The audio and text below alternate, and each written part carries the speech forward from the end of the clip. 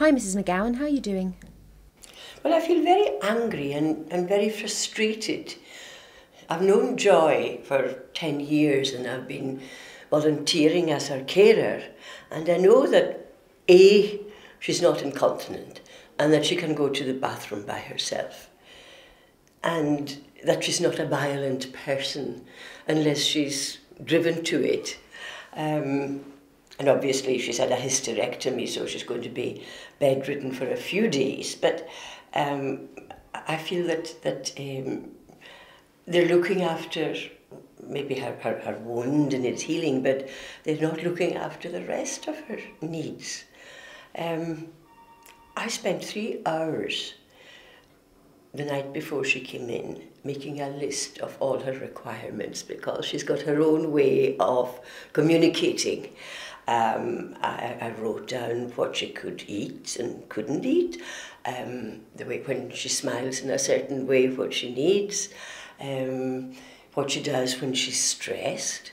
I wrote it all down so that it would be helpful for the staff, and obviously they haven't even seen it.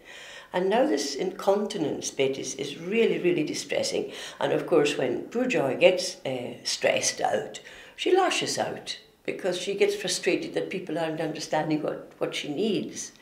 I know it's difficult for the staff, but I feel I've been dismissed now. I feel I'm a troublemaker just for pointing out those things about my friend. Maybe things will get better, but I find their attitude very dismissive and very upsetting. Yes, I do. So what might you do about that now? Well, I'll wait until tomorrow, because she said she was going to look at the staff nurse, or her named nurse said that she was going to look for this list. But I think it's a bit too late, because if she started this diarrhea, I know that she's lactose intolerant, and it's my own suspicion that they're giving her milk. And showers, she loves her showers, and that helps. But she's there sitting in a practical oven, roasting in her own sweat. And I feel very angry about it. And I think most of all she's lonely. She's terribly lonely. She was in a ward with other patients, and she was very happy there because she could smile at them and feel part of the human race, where she is at the moment, tucked away on her own in a overheated ward. Is not good for anybody, never mind somebody who's recovering from a hysterectomy and somebody who's got open sores like she's always had. So why do you think they moved her? Well, I think she was noisy. Maybe other patients didn't understand her. Maybe they took her squeals for annoyance rather than for a little bit of attention. I don't know where to go from here.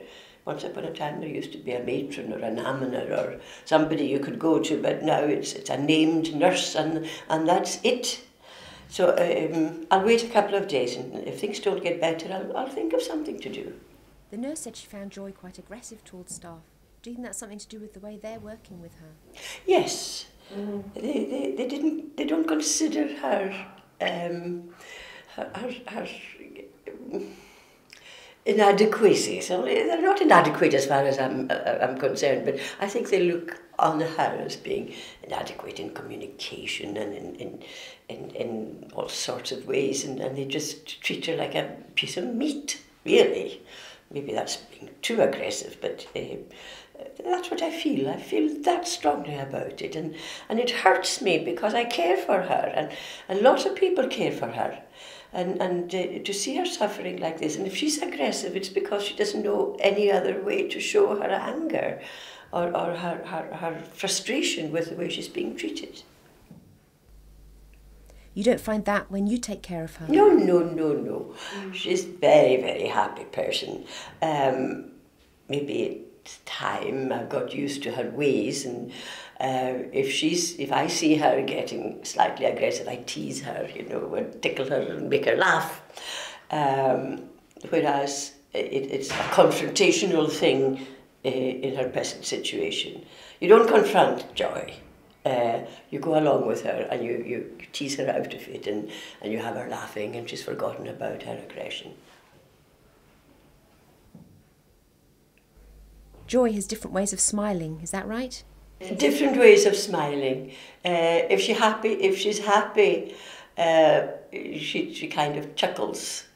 If she's smiling painfully, sort of, she needs something else. You know, she rather than frowning when she needs something, she smiles as if she's saying please when she needs something, and you learn what she needs, whether it's a drink of water or her face wiped or something pleasant. But it's a kind of please help me smile. Thank you.